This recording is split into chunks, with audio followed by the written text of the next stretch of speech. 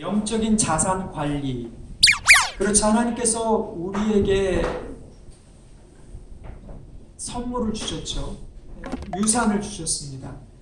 이때에 이 세상에 살면서 그냥 살아가라고 하신 것이 아니라 이 세상에 살면서 예수님께서 다시 오실 때까지 버틸 수 있는 그러한 유산, 그러한 자산을 주신 것이죠. 오늘 우리가 읽은 요한일서 2장 12절부터 27절까지의 말씀은 그 세 가지 자산에 대해서 이야기를 합니다. 여러분이 그 자녀들에게 물론 유산을 상속 안 하는 분들도 계시지만 보통은 이 중군동이나 고대 지역에서는 자녀들에게 유산을 상속했지요. 그래서 장자, 첫 아이에게는 다른 자녀의 2배의 몫을 주었습니다. 우리가 그것을 장자권이라고 얘기를 하죠. 예수님께서도 교회에 이 어떤 유산을 남겨주셨는데 그것이 바로 오늘 우리가 읽었던 이 말씀 중에 있습니다. 너희 안에 거하는 것이라는 그 말씀을 보면 우리가 그것을 깨달을 수가 있는데요. 첫 번째는 14절에 보면 하나님의 말씀이 너희 안에 거한다. 그러니까 첫 번째 확인해야 되는 자산은 무엇입니까? 하나님의 말씀이 내 안에 살아있느냐 이거죠. 내 안에 그것이 정말 역동적으로 나의 삶을 주관하고 있느냐, 내가 그것에 순종하고 있느냐, 얼마만큼 순종했느냐에 따라서 아이들이 될 수도 있고 어떻게 순종했느냐에 따라서 청년들이 될 수도 있고 또 아비들이 될 수도 있습니다. 얼마나 오래 하나님의 말씀에 붙들림 바 되어서 하나님의 말씀을 붙들고 살았느냐에 따라서 그런 어떤 영적인 성숙도가 달라지겠죠. 그것이 바로 12절부터 14절까지의 말씀입니다. 또 하나는 15절에 보면 아버지의 사랑이 그 안에 있지 않다. 결국 두 번째 우리에게 주신 영적인 재산 무엇입니까? 하나님 아버지의 사랑이라는 거죠.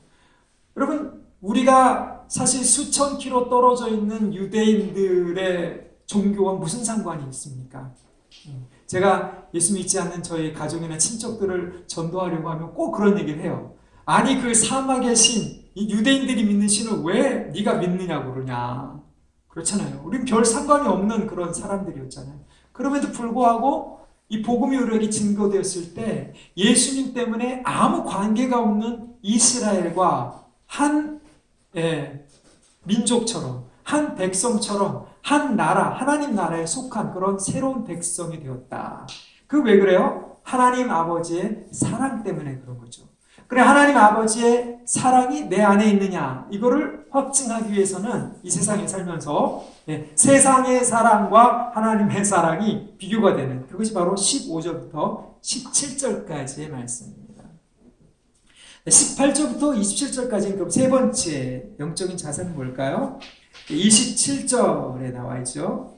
너희는 주께 받은 바 뭐가 있다? 기름 부음이 너희 안에 거하나니. 이 기름 부음이라는 것은 성령을 상징합니다. 성령님께서 일하시는 어떠한 형태, 역할이라도 할 수 있고요. 성령님께서 드러나시는 은사라고도 할 수 있습니다. 우리가 좀 이따가 설명을 하겠지만 우리가 성령을 받은 거죠. 그렇죠? 예수님을 믿은 순간 여러분이 느끼던 못 느끼던 간에 하나님의 자녀로 태어난 그 순간 예수님의 영, 성령을 선물로 받게 됩니다. 그것이 바로 기름 부음이죠. 그 성령님께서 우리 안에 오셔서 우리와 함께 동거하시면서 드러나실 때 어떻게 드러나시냐가 바로 이 기름 부으심이라는 거예요. 자, 그러면 이 세 번째 자산, 성령이 내 안에 있느냐. 다시 한번 볼까요? 뭐가 있다고? 우리 안에 하나님께서 이 세상을, 이 어렵고 힘들고 타락한 세상을 살아나가면서 이겨낼 수 있는 자산이 있는데 하나님의 말씀, 아버지 하나님의 사랑, 그 다음에 성령님, 기름 부으심이라는 거예요. 자, 오늘은 이 두 번째와 세 번째 하나님의 사랑과 성령의 기름 부으심에 대해서 좀 살펴보도록 하겠습니다. 우리 지난주에 12절부터 14절까지 복음의 말씀을 붙들고 살았던 이 세 가지 단계에 대해서 봤으니까요. 오늘은 두 번째로 하나님의 사랑이 우리 안에 거하는 그러한 증거들이 뭐냐, 거하지 않는 그 증거들이 뭐냐, 이 세 가지를 한번 보겠습니다. 거기 보면 15절을 한번 보겠습니다. 한번 같이 읽을까요?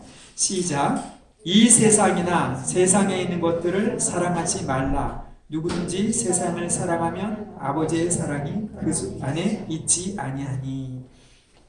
여기 보면 세상이나 세상에 있는 것들을 사랑하지 말라. 먼저 이 사랑에 관한 겁니다. 이 사랑이라는 것은 아가페입니다. 요한 사도의 독특한 용어죠. 아가페라는 것은 이 언약적인 관계에서 신실함을 나타내는 그런 사랑을 가리켜요. 보통은 이제 부부간의 관계에 있어서 약속을 하는, 그래서 서로에게 신실함을 약속하는 그러한 사랑을 얘기하고, 계약 관계에서 신실함을 얘기하는 것이 바로 이 아가페입니다. 그런데 이 세상이나 세상에 있는 것들을 아가페하지 말라. 그것들에 대해서 너무 신실하게 충성되이 사랑하지 말라 이 말이죠. 그렇게 사랑하게 되면 하나님의 사랑이 그 안에 있지 않는다는 증거다. 그 틈을, 그 자리를 마련하지 못한다라는 거죠. 우리가 그 사랑을 받았는데 그 사랑이 다른 쪽으로 쏠려 들어가고 있다라는 그런 얘기입니다. 근데 여기서 말하는 이 세상은 뭘까요? 우리가 보통 말하는 이 세상 그러면은 좀 부정적인 의미로 많이 쓸 수가 있는데, 요한복음에는 오히려 하나님이 세상을 이처럼 사랑하사 독생자를 주셨으니 그 그를 믿는 자마다 멸망치 않고 영생을 얻게 하려 함이라. 하나님은 세상을 사랑하셨는데 여기서는 세상을 사랑하지 말라 그래요. 그 세상과 이 세상이 그럼 같은 세상이냐? 그렇지 않죠. 하나님이 세상을 사랑하셨다라고 했을 때 그 세상은 하나님이 만들어 놓으신 원래 창조하신 그런 피조계를 가리킵니다. 타락했지만 타락 이전에 만들어 놓으신 그 세상이라는 거죠. 그러니까 하나님의 입장에서 왔을 때는 창조주로서 그 피조계를 사랑하신다라는 그런 이야기입니다. 그러니까 타락을 했어도, 여러분 그렇잖아요. 여러분이 자녀를 낳아보거나 아니면 자녀가 있거나 이렇게 해보면 알겠지만, 자녀가 아무리 타락하고 속을 썩여도 자녀는 자녀인 거예요. 자녀에 대한 사랑을 우리가 보통 내리사랑이라고 얘기를 하죠. 그것을 거부할 수는 없잖아요. 그렇죠? 그것이 바로 하나님이 세상을 사랑하시는 겁니다. 그러니까 그 세상은 타락했지만 여전히 하나님의 그 관심 가운데 있는 세상을 가리킵니다. 그리고 여기서 말하는 이 세상은 그런 세상이 아닙니다. 여기서 말하는 세상은 하나님에 대해서 적극적으로 대적하는, 그러니까 인간이 자기 스스로 하나님을 거부하기 위해서 만들어 놓은 시스템을 가리켜요. 이 세상은 똑같이 코스모스지만 시스템이에요. 가인이 창세기 보면 가인이 낙원에서 쫓겨났잖아요. 쫓겨나서 유리방황하는 벌을 받았습니다. 그래서 원래는 떠돌아다녀야 되는데 가인이 뭘 했습니까? 떠돌아다니는 벌을 거부했어요. 그러면서 뭘 지었습니까? 성을 지었죠. 그 성의 이름이 가인성이죠. 그렇죠? 그래서 처음 그렇게 가인성으로 시작된 것이 이제 나중에 바벨탑이 되고, 나중에 애굽의 도시들이 되고요. 소돔과 고모라가 되고, 그렇죠. 애굽의 도시들이 되고, 바벨론이 되고, 그렇습니다. 시돈이 되고. 여러분, 그것이 바로 인간이 만들어낸 시스템인 거예요. 하나님의 은혜와 긍휼을 거부하면서 자기 스스로 안정과 자기 스스로 번영을 추구하는 그러한 시스템. 그래서 도시 문명이 사실은 굉장히 하나님에 대해서 대적적인 그런 문명입니다. 왜냐하면 자기 스스로의 번영과 안정을 추구하고 있기 때문에. 근데 그 안에 있는 것들을 사랑하지 말라는 거죠. 왜 그래요? 그렇게 되면 세상을 사랑하면 하나님 아버지의 사랑이 그 안에 거할 수가 없기 때문에 그렇다. 자, 왜 그런지 16절에 나와 있습니다. 이 세상에 있는 모든 것이, 왜냐하면 이 빠졌죠. 왜냐하면 이 세상에 있는 것이 첫 번째 육신의 정욕과 안목의 정욕과 이생의 자랑이니 아버지께로부터 온 것이 아니요 세상으로부터 온 것이다. 이것이 두 번째 차이인 거죠. 세상에 있는 것들이 하나님을 대적하는 이유가 육신의 정욕, 안목의 정욕, 이생의 자랑이다. 여러분, 이 세 가지는 굉장히 어떻게 보면 사도 요한이 의미심장하게 쓴 그런 말입니다. 다시 창세기의 그러한 것들을 인용한 거라고 볼 수가 있겠죠. 창세기에 보면 뱀이 하와를 꽃입니다. 그렇죠? 꽃이죠. 그러면서 선악과에 대해서 이야기를 하면서 이렇게 돼서 이것을 먹으면 하나님처럼 될 것이다. 그런 이야기를 합니다. 뱀 신학이라고 얘기하죠. 뱀 나름대로의 말씀을 꿰어 맞춰가지고 이 선악과를 먹으면 내가 하나님처럼 될 줄 하나님이 아시니까 먹어도 된다라고 얘기한 거죠. 그 말을 듣는 순간 어떻게 됐습니까? 하와가 눈을 들어서 여태까지 계속 선악과를 봤는데 다시 보니까 관점이 바뀌죠. 어떻게 바뀌었어요? 먹음직도 하고 육신의 정욕, 보암직도 하고 안목의 정욕, 지혜롭게 할 만큼 탐스러운지다. 이생의 자랑. 그러면 이 인간의 근본적인 하나님과의 관계에 있어서 이 근본적인 어떤 부분들을 지금 사단이 노리는 거란 말이죠. 그렇잖아요. 이 시험을 사실 예수님도 똑같이 경험하신 겁니다. 마태복음이나 누가복음에 보면 예수님께서 광야에 가서 시험을 당하시는 그러한 그림이 나오죠. 광야에서 예수님께서 시험을 받을 때 마귀가 나타나가지고 예수님한테 첫 번째로 뭐라고 했습니까?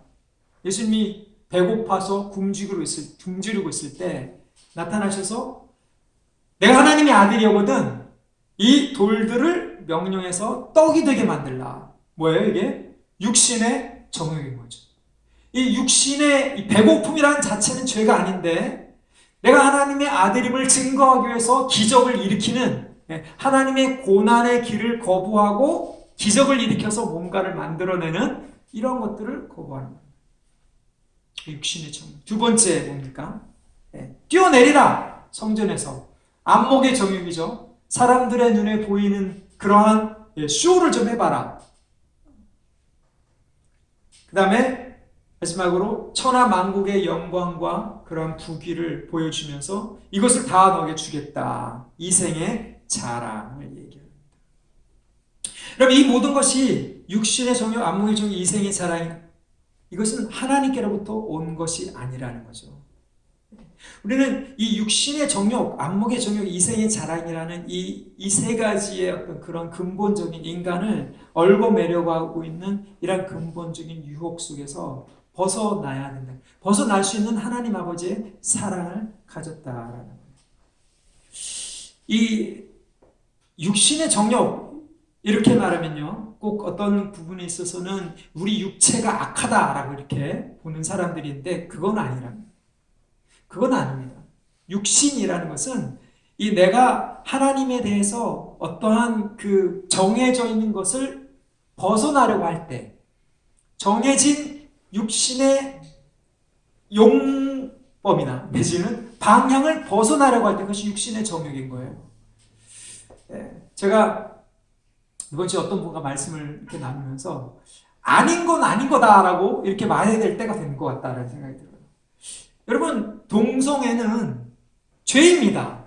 죄가 죄라 그러지 죄가 아니라 뭐 사회법에서 죄가 아니다 기라해서 죄가 아니라 하나님께서 육신 안에 육신의 방향을 그렇게 남성과 여성을 만드셨는데 성이라는 육체를 쓰는 그러한 방향이나 용법은 하나님이 정하신 그 한도 내에 있는 거예요. 근데 그것을 넘어서려고 할 때, 깨려고 할 때 그것이 육신의 정욕이라는 거죠.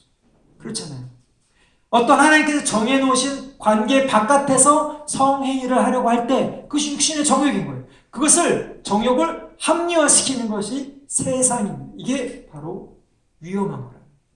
지금 우리는 그러한 것들에 대해서 굉장한 이 압력을 받고 있는 거예요. 그 가치에 대해서. 타협하면 안 되는 그러한 시기에 지금 몰려져 있는데 지금 어떻게 보면 눈치를 보는 그런 사람들이 있는 것 같아요. 동성애가 죄다라고 얘기하는 것에 대해서 눈치를 봐야 되는 그런 시대가 온 것입니다. 두 번째, 안목의 정욕은 더 심각합니다. 안목의 정욕. 제가 유럽에 가봤는데 유럽에 가면요 다 이 경차를 타고 다닙니다. 대부분 차들이 굉장히 자그마해요. 물론 뭐 고급 차도 있고 좋은 차도 있고 스포츠카도 있는데 대부분 다 작은 차들이에요. 그리고 대부분 다 수동 기어입니다. 수동 운전하실 수 있나요? 수동으로. 왜냐하면 굉장히 합리적으로 그 사람들에게서는 차가 자기의 신분이나 어떤 지위를 나타내는 상징이 아니기 때문에 필요에 의해서 타고 다니는 거거든요. 차, 집 이런 것들은. 그런데 우리나라는 지금 세계의 고급차의 50% 이상이 지금 우리나라에서 팔리고 있습니다. 어마어마한 거예요. 세계의 고급차 브랜드가 처음 나올 때 어디에 출시를 하느냐 하면 한국에 출시를 한단 말이죠. 대형차, 고급차. 왜 이렇게 석유도 안 나고 땅도 좁은 그 나라에 대형차, 고급차 이런 것들이 인기를 끌까? 안목의 정욕이라는 거죠. 과시욕이라는 거죠. 이게 무슨 얘기예요? 사람들이 좀 성공하고 부자가 되거나 내지는 어떤 돈을 이렇게 벌거나 그러면 첫 번째 하는 게 뭡니까? 차부터 바꿔요. 그렇죠? 왜냐하면 지금 이 세대는 차가 곧 인격이다. 사람은 그렇게 얘기 안 해요. 그런데 어떤 차를 타느냐에 따라서 그 사람이 어떤 사람이다라는 게 보여지는 그거를 따라가고 있다는 거예요. 여러분 이거 저항하기가 굉장히 어렵습니다. 굉장히 어려운 거예요. 이 하나님을 사랑한다라고 해서 이게 충성된 사랑이라 그랬잖아요. 제가 이생의 자랑은 더 심합니다. 이 세상의 기준이 말하는 행복을 추구하는 그러한 삶이 바로 이생의 자랑이라는 거거든요. 그러니까 일단 이 세상이 말하는 행복의 기준을 맞춰줘야 돼요. 어느 정도의 차, 어느 정도 수준의 집, 어느 정도 수준의 직장, 어느 정도 안정된 삶, 그것을 추구하는 것, 그것을 추구하기 위해서 신앙생활을 하는 것이 맞다라고 지금 생각한다는 거예요. 여러분 그거는 타협하는 겁니다. 이 말이 좀 어색하게 들릴지 모르지만 사실은 타협하는 거예요. 그것은. 제가요. 이 하나님을 사랑한다라고 이렇게 말하는 것에 대해서 우리가 좀 깊이 생각해 봐야 되는 그러한 이해들을 제가 좀 많이 알고 있지만 한 가지만 얘기하자면 이런 거죠. 교회 예배가 있습니다. 예를 들어서 이 사람들은요 직장에 나갈 때 직장에 다닐 때 계약을 맺잖아요, 그렇죠? 그 뭐라 그러죠, 그거? 고용 계약을 맺잖아요. 그래서 직장을 나갈 때 내가 나가서 거기 좀 사람의 관계가 좀 어렵고 일이 좀 힘들고 심지어 몸이 아파도 나가요, 안 나가요? 나가요. 왜 그래요? 안 나가면 돈을 못 받으니까. 먹고 살기 힘드니까. 여러분 그게 계약에 있어서 내가 충실해야 된다라는 그것 때문에 나간단 말이죠. 그리고 그걸 좀 뒤집어서 좀 생각을 해보십시오. 여러분 교회에 예배에 이런 죄책감을 가지라는 얘기가 아니라 몸이 힘들거나 아프거나 심지어는 기분이 나빠도 예배 안 오는 사람들이 있어요. 이게 하나님을 향한 헤세드, 신실한 사랑일까? 하나님과의 언약 관계에 있어서 그렇다고 해서 하나님이 뭐 벌을 내리고 심판을 하고 그렇게 하시는 분은 아니지만 우리 입장에서 봤을 때 내가 좀 기분 좀 나쁘고 내가 좀 몸도 힘들고 여러분이 우리가 어떤 계약 관계에 있어서 회사나 아니면 어떤 것에 대해서 충성하는 그것과 하나님께서 허락하신 그 특권을 충성하는 것과 비교를 해보라는 거죠. 많은 사람들이 이런 부분들을 합리화시키면서 타협을 하고 그러니까 이렇게 얘기를 하는 거예요. 그게 다 세상으로부터 온 것이고 아버지께로부터 온 것이 아니다. 아버지의 사랑, 하나님께로부터 오는 사랑 혹은 하나님을 향한 사랑이 그 안에 있지 않다 이 말이죠. 세 번째 결과는 뭡니까? 이것이 17절에 보니까 세상도 정욕도 다 지나가되 하나님의 뜻을 행하는 자는 다 거하느니라. 이 모든 것이 다 지나간다. 이거 지나간다라는 건 사그러든다는 거죠. 그리고 옷을 보십시오. 옷을 입을 때 이 옷을 유행이 지나거나 안 맞거나 아니면 좀 마음에 안 들거나 그러면 안 입잖아요. 그리고 뭐 버리든지 아니면 뭐 기부하든지 주든지 이렇게 하잖아요. 그러니까 이거는 벗겨지는 거란 말이죠. 사그러드는 거예요. 그러나 하나님의 뜻을 행하는 자는 영원히 여기 거한다라는 말이 굉장히 중요합니다. 이 거한다라는 말은 함께 산다라는 뜻이에요. 요한 사도에 있어서 굉장히 중요한 말이에요. 하나님과 함께 사는 그 기준은 뭐냐? 하나님의 뜻을 행하는 것. 뭐예요? 하나님의 말씀을 가지고 붙들면서 충성되이 사랑하는 것. 요한 사도는요, 어떤 면에서도 굉장히 간단해요. 명료한데 깊어요. 굉장히 힘듭니다. 그래서 좀 복잡하게 이렇게 얘기하면 좋은데, 좋지 않죠? 복잡하지 않으니까. 복잡하지 않은데 굉장히 깊고 굉장히 날카롭습니다. 영원히 거한다. 우리 안에 과연 하나님의 사랑이 있느냐? 하나님을 사랑하는 것이 있느냐? 세상을 사랑하는 것과 하나님을 사랑하는 것, 이 실제적인 증거가 바로 육신의 정욕, 안목의 정욕, 이생의 자랑, 여기에 기준이 있다라는 거죠. 그것과 하나님 아버지를 사랑하는 것과 비교를 해봐라. 이것이 바로 두 번째 우리에게 던져주는 말씀입니다. 세 번째는 뭘까요? 세 번째는 기름 부으심입니다.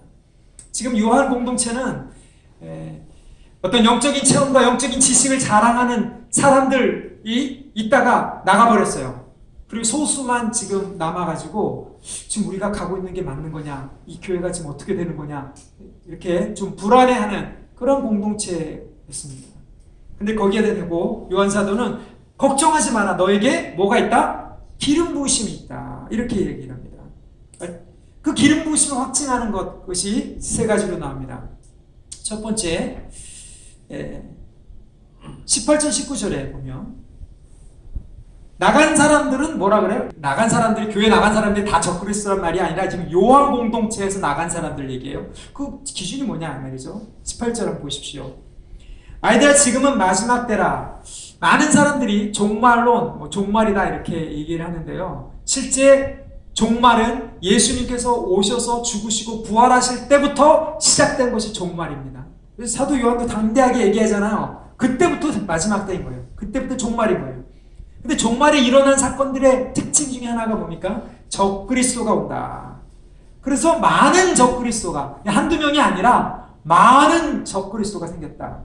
여러분, 여기 적그리스도는 그리스도를, 예수님을 대적하는 그러한 적그리스도라고 볼 수도 있지만, 사도 요한이 지금 여기서 말하고자 하는 그 적그리스도는 이 적그리스도의 이 안티크라이스트라고 영어로 얘기하는데, 이 안티라는 헬라어 접두사에는 두 가지 뜻이 있습니다. 하나는 instead of, 무엇을 대신한다는 말이 있고, 하나는 against, 무엇을 반대한다는 뜻이 있어요.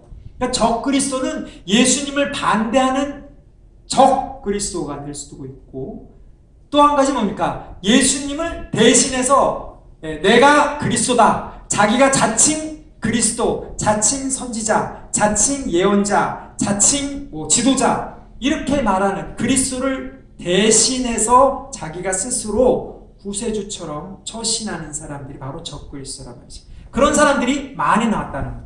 여러분, 요즘 이단들이 많이 있잖아요. 이단들의 특징이 뭡니까?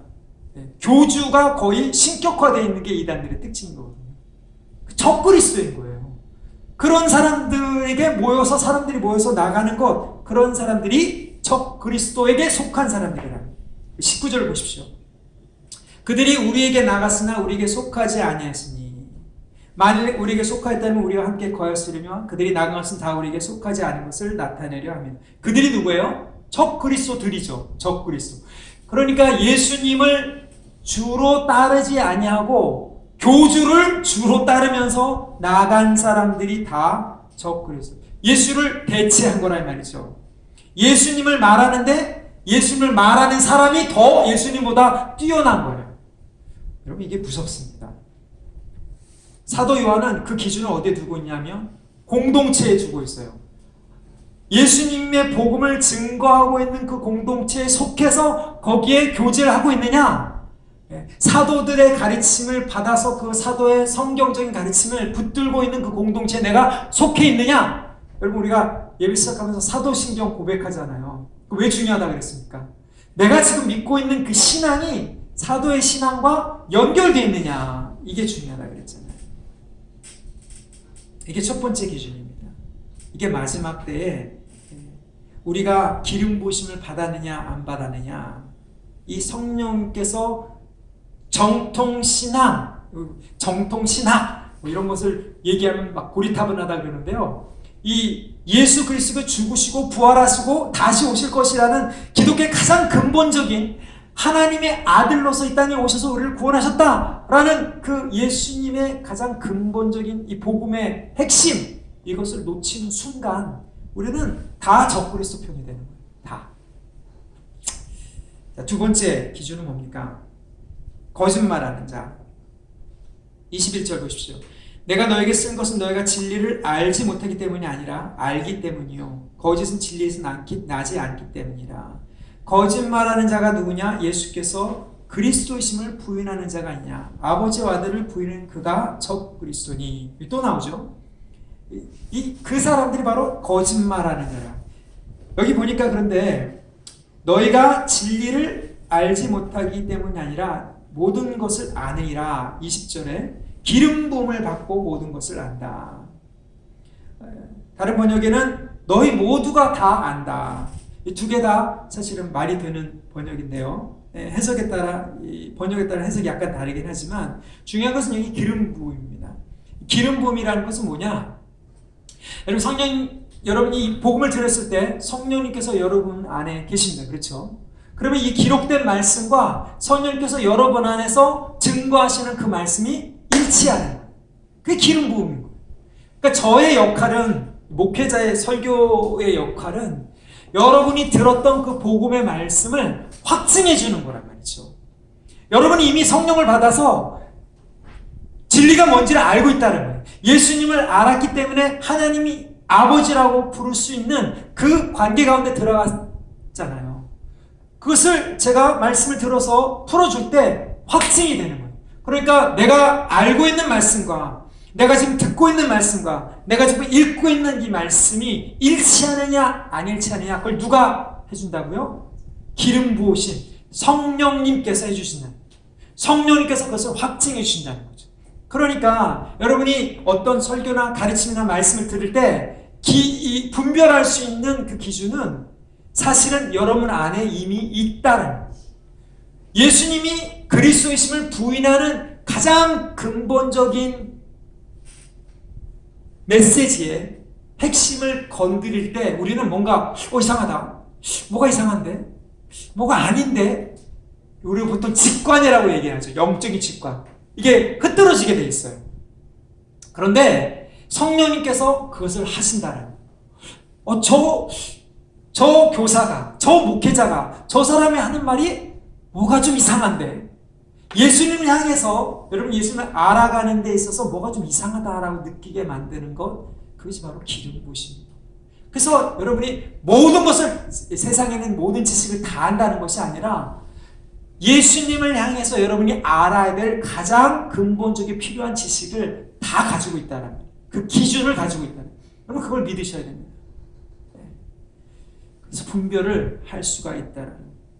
거짓말하는 자가 누구인지를 우리가 알 수 있게 된다는 거예요. 자, 거짓말하는 자는 누굽니까? 아들과 아버지를 부인하는, 하나님과의 관계에서 사도들이 전해준 그 복음 대신에 다른 지식, 다른 체험, 다른 현상들을 얘기하면서 예수님을 바라보지 못하게 만드는 것이 바로 이 거짓말하는 자라. 거짓말은요, 여러분 거짓말은 완전 생판 거짓말, 왜 입에 침도 안 바르고 하는 그 거짓말 있잖아요. 그런 거짓말은 사람들이 금방 알아차립니다. 그러나 진리를 섞어서 뱀이 하와에게 거짓말한 거는 진리가 섞여 있는 거란 말이죠. 정말 먹지 말라고 했냐? 아니다라고 이렇게 얘기를 하죠. 그리고 나서 뭐라고 합니까? 이걸 먹으면 섞는단 말이죠. 하나님과 같이 된다. 그걸 안다 말이죠. 이것이 바로 거짓말하는 자들의 특징입니다. 그럼 유튜브나 아니면 다른 여러 가지 이런 이 매체들이 많이 발달이기 때문에 책도 그렇고 요즘은요 너무 많은 설교들이 많아요. 너무 많은 가르침이 있어요. 그런데 여러분이 잘 분별하셔야 됩니다. 여러분 안에 성령이 있고 기록된 말씀이 있는데 그것을 가지고 거짓말하는 자가 누구인지를 여러분이 잘 분별해야 돼요. 섞기 때문에 그래요. 진리를 가지고 막 섞어요. 그 다음에 그럴싸하게 만들어 놓는 것 조심하셔야 되는 겁니다. 세 번째, 이게 넘어가서 이제 미혹하는 자가 됩니다. 24절부터 27절까지 24절 한번 같이 읽겠습니다. 시작. 너희는 처음부터 들은 것을 너희 안에 거하게 하라. 처음부터 들은 것이 너희 안에 거하면 너희가 아들과 아버지 안에 거하리라. 처음부터 들은 것이 무엇입니까? 사도들에 의해서 선포된 복음의 메시지죠. 여러분이 들었던 그것이 사형이건 뭐건 간에 복음의 메시지인 거예요. 기록된 하나님의 말씀, 예수님의 죽으심과 부활에 대한 가장 기본적인 십자가의 복음, 그것을 붙들라 이 말이죠. 그것을 붙들라. 그 복음의 기초를 붙들라. 그러면 거기서 거한다 이 말이죠. 그것을 붙잡고 있으면 아버지와 아들 안에 거하게 된다. 그 관계, 하나님과 온전한 관계를 계속 유지할 수 있게 된다는 겁니다. 자, 그래서 미혹하는 자들을 우리가 분별할 수 있는 기준이 세 번째가 기름 부으심, 성령님께서 우리 안에 증거하시는 것입니다. 27절 읽고 우리 가겠습니다. 27절 마지막으로 읽겠습니다. 시작. 너희는 주께 받은 바 기름 부음이 너희 안에 거하나니 아무도 너희를 가르칠 필요가 없고 오직 그의 기름 부음이 모든 것을 너희에게 가르치며 또 참되고 거짓이 없으니 너희를 가르치신 그대로 주 안에 거하라. 기름 부음이 너희 안에 거하는데 아무도 너희를 가르칠 필요가 없다 이렇게 얘기합니다. 여러분 그러면 가르칠 필요가 없습니까? 그러면 목회자나 신학교 교수님들 다 필요 없겠네요. 근데 성경에는 교사, 목회자, 선지자, 사도들을 하나님께서 세우셨다 이렇게 얘기를 합니다. 예수님도 가르치셨고요. 여기서 말하는 아무도 너희를 가르칠 필요가 없다라는 이 말은 그러니까 나는 성령 받았으니까 아무한테나 안 배워도 돼. 난 진리를 다 알아. 나는 하나님과 교제하고 있기 때문에 하나님이 내 음성을 듣고 내 기도를 들어주시기 때문에 나는 다 알아. 이렇게 말하는 게 아닙니다. 그렇죠? 여기서 말하는 아무도 너희를 가르칠 필요 없다는 것은 나간 사람들 얘기를 하는 거예요. 이 나간 사람들, 이 요한 공동체에서 빠져나간 사람들은 어떤 특별한 영적인 지식이 있어서 특별한 영적인 체험을 해서 이 성경에는 약간 다른 성경에서 짜집기한 그러한 독특한 지식을 가지고 있는 사람한테 가서 특별히 배워야 되기 때문에 나간 거예요. 그래서 교회 밖에서 하는 성경 공부 조심하라 그러잖아요. 신천지, 무슨 하나님의 교회, 이런 이단들이 다 교회 바깥에서 성경 공부를 하면서 이런 특별한 지식, 영적인 지식, 새로운 계시, 직통 계시 이런 것들을 가지고 이야기를 하기 때문에 가르친다. 배워야 될 필요가 있고 내가 여태까지 이걸 몰랐었네 하면서 배우는 것. 그럴 필요가 없다라는. 예수 그리스도의 복음을 온전히 증거하고 있는 교회라면요. 그 안에 사도적인 가르침, 사도적인 전통을 붙들고 있는 교회라면 성령님이 여러분 안에 있기 때문에 그것을 분별하고 나아갈 수가 있습니다. 그래서 여기 보면 그의 기름 부으심이 모든 것을 너에게 가르치신다. 그것을 분별할 수 있게 된다. 그리고 그 기름 부으심, 성령님께서 우리 안에 확증하시는 그 지식은 참되고 거짓이 없으니 너희를 가르치신 그대로 주 안에 거할 수 있게 만드신 것입니다. 제가 여러분에게 이 말씀을 들어서 풀어서 이야기를 할 때 여러분 안에 있는 성령님께서 여러분 마음에, 여러분 생각에 확증을 주신다는 거죠. 그렇지. 이게 내가 들었던 복음이지. 내가 예전에 보지 못했던 어떤 새로운 측면이지만 예수님을 더 알게 되는 거구나. 하나님 나라에서 더 깊이 알아가는 거구나. 예수님을 더 사랑할 수 있게 됐고 더 헌신할 수 있게 되고 이웃을, 형제를, 자매를 사랑할 수 있게 되는 그런 결과. 이것이 바로 기름 부으심입니다. 이것이 제가 여러분을 가르칠 때 제 안에 기쁨이 여러분한테 나가는 것이고 여러분 안에 들었을 때 그렇구나 하고 깨닫는 기쁨이 여러분에게 있는 거예요. 성도의 교제가 바로 이런 것입니다. 여러분 지금 사도 요한은 요한 공동체의 그러한 기준이 바로 사도적인 공동체다라고 얘기를 하는 거예요.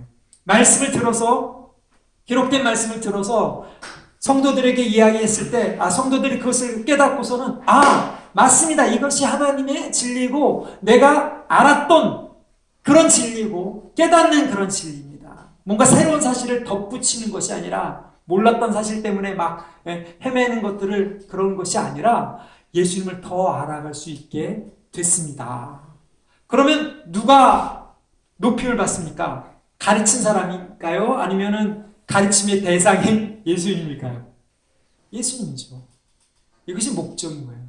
여러분이 설교나 아니면 강의나 이런 것들을 듣고 내가 더 하나님을 사랑할 수 있게 됐습니다. 내가 하나님을 더 기쁘게 해드리고 그렇게 헌신하며 살 수 있게 됐습니다. 이렇게 말할 때 하나님이 기뻐하시고 가르치는 자나 목회자가 유익을 얻는 것이지.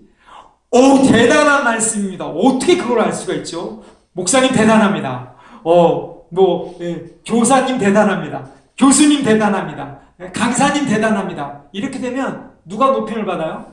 예수님이 아니라 그 사람, 그 특별한 가르침, 독특한 계시를 가지고 있다고 하는 사람이 높임을 받기 때문에 교주가 되는, 자기도 모르게 교주가 되는, 자기도 모르게 거짓말하는 자가 되고, 자기도 모르게 유혹하는 자가 되고, 자기도 모르게 적 그리스도가 되는 것입니다.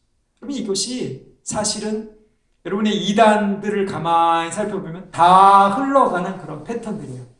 해 아래 새로운 것은 없습니다. 사도 요한이 여기서 얘기했고 지금 일어나고 있고 앞으로도 일어날 일입니다. 여러분 우리가 가지고 있는 이 영적인 자산, 하나님의 복음의 말씀, 하나님의 사랑, 그리고 성령의 기름 부으심, 이것을 가지고 더 주님을 사랑하고 이것을 사랑하고 하나님 나라를 확장해 나가는 저와 여러분이 되기를 예수님의 이름으로 축복합니다. 아멘. 같이 기도합시다.